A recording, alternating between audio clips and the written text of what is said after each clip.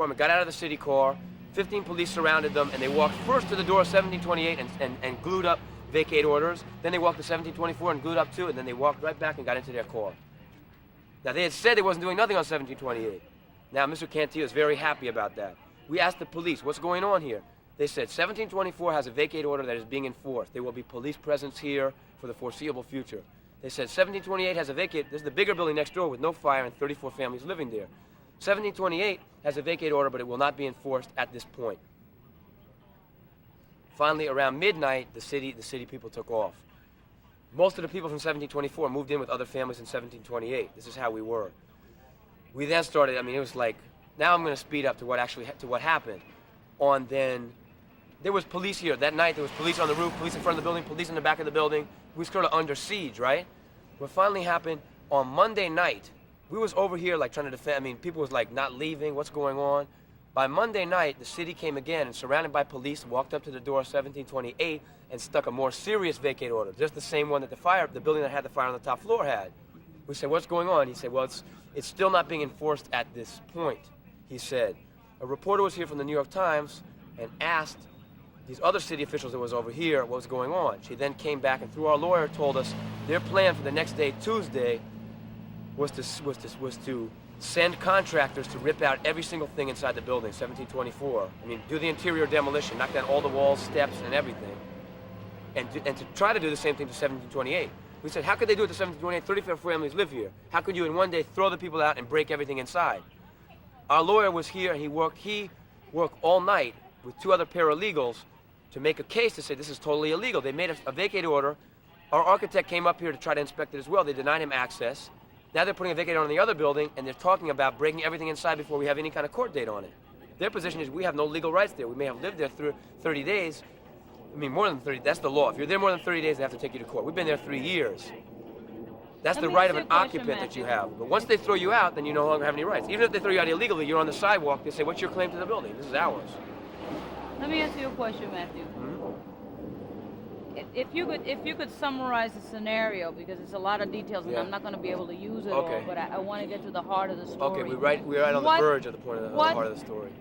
What is HPD trying to do, and how do you think this is going to resolve itself? Okay. Do you want me to describe what the police did that day first, or say that I answer that one first? No, because I'm not going to use it, because it would make the story too long. I have to use just the basic, facts. Boom, boom, boom. Okay, so what would you say HPD? Now we're rolling. Okay, Matthew, let's try to capsulize this. Bottom line is, what do you think is the ultimate plan? What is try not to move so much because you look like you need a fix. Okay. What do you think is the ultimate plan here? What is HPD trying to do, and what is going to happen here? Okay, I'll tell you what's become clearer to me. We always thought what it is we're working here, and these two buildings are in front of the park, and these are buildings that's worth money to them.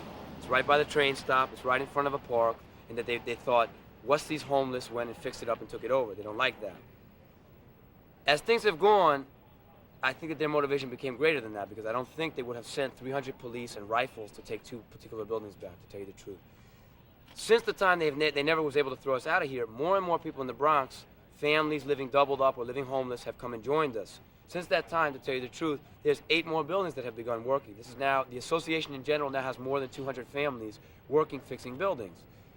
You would say the city would like that. They'd say, wow, this is people that could be costing, just on the bottom line, they could be costing us money, and they're doing this for free, and the area is getting better. But in fact, this is not their take on it. What it is even an area like the South Bronx, which is known for buildings abandoned and whatnot, they have quite a few plans for it. They're building a lot of private houses. The area is so desolate they could redevelop it for middle income very easily, because they don't have to deal with a lot of remaining low income around. Some areas is very quiet, let's say, and with the buildings too.